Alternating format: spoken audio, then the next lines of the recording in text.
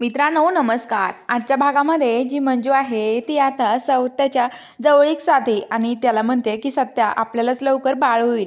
नक्की काय घडलं हे बघायला व्हिडिओ शेवटपर्यंत बघत राहा.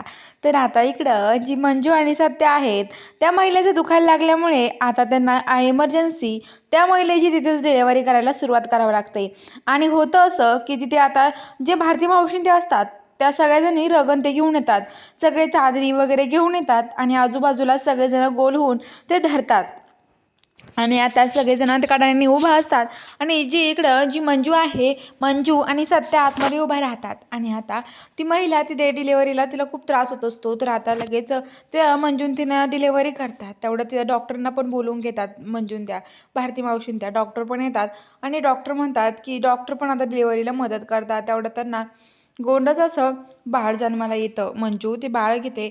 सत्या आणि मंजू ते बाळ बघतात. त्यांना पण खूप आनंद होतो. तर आता लगेच इकडं ज्या ह्या आहेत डॉक्टर आलेल्या तर डॉक्टर आता त्या आईवडिलांकडे बाळ वगैरे देतात. आणि ते जो गुंड आहे त्याला पण आता जेलमधून बाहेर आणतात.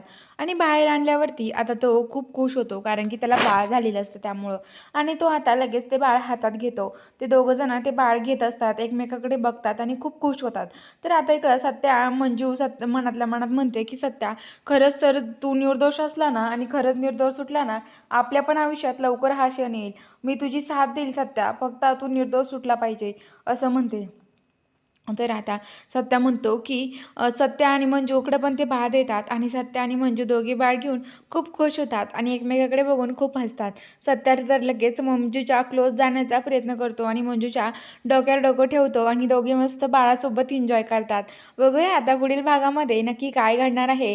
खरंच मंजू करेल का सत्याचं स्वप्न पूर्ण होईल की सत्य आणि मंजूचं पुन्हा एकत्र येणं बघणं गरजेचं आहे. हे बघायला चॅनलला सबस्क्राईब करा.